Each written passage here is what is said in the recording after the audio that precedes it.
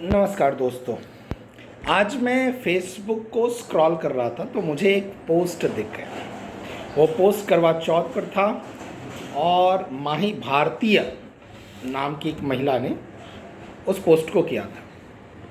Post करवा चौथ पर comment करते हुए लिखा गया था कि भूखे रहकर चांद को देखने से लंबी उम्र नहीं होती, बल्कि तब होती है जब नीयत साफ हो।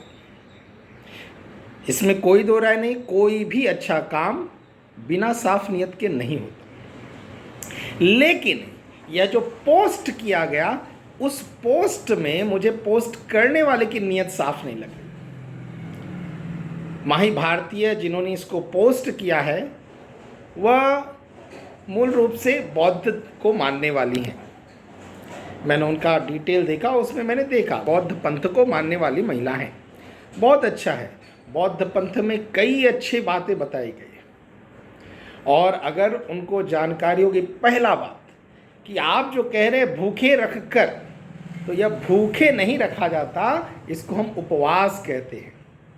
भारतीय परंपरा में भूख नहीं कहते इसको उपवास कहते हैं। उपवास का अर्थ होता है निकट बैठना, और निकट बैठकर ज्ञान को प्राप्त करना, इसको उपवास कहते हैं।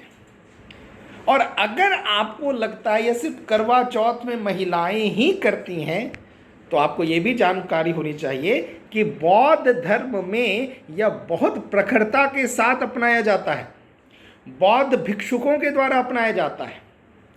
और अगर आपके पास समय हो तो निश्चित रूप से आग्रह है कि करवा चौथ या किसी अन्य त्योहारों के उपवास के ऊपर कमेंट करने के पहले बौद्ध धर्म में उपवास की एक विधि है जिसको कहा जाता है धुतंग, उसकी जानकारी निकाल लें।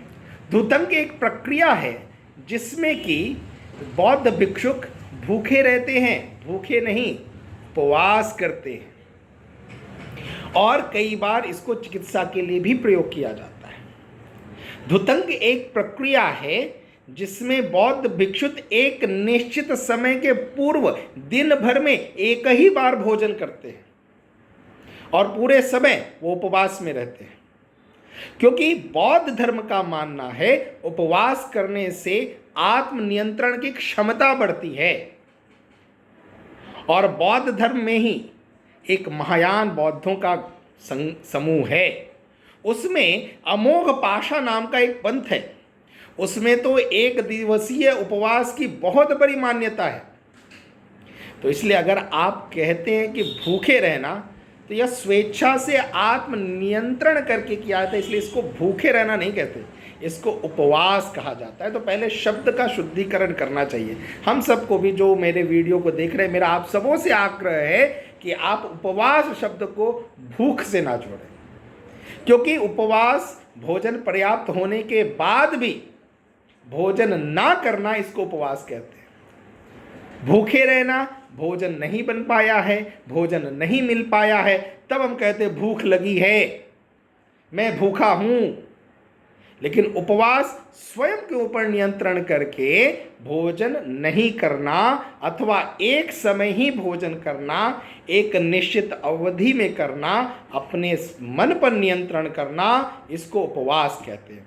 और भारतीय महिलाएं करवा चौथ में यही करती हैं। और कई बार लोगों को लगता है कि पुरुष वर्ग क्यों नहीं उपवास करते। पुरुष वर्ग के लिए भी कई उपवास है। कई लोग एकादशी करते हैं, कई लोग मंगल का उपवास करते हैं, कई लोग बृहस्पति करते हैं, कई लोग शनिवार का उपवास करते हैं। जिनको लगता है मैं आत्मनियंत्रण कर सकता हूँ या करना चाहिए, वह निश्चित रूप से उपवास करते हैं। खैर, ये तो हुआ आपके मत के आधार पर, बौद्ध मत के आधार पर उपवास का दृष्टिकोण। लेकिन एक और बात कहना चाहूँगा, उपवास मात्र इसके लिए नहीं है, उसके साइंटिफिक रीज़न भी हैं।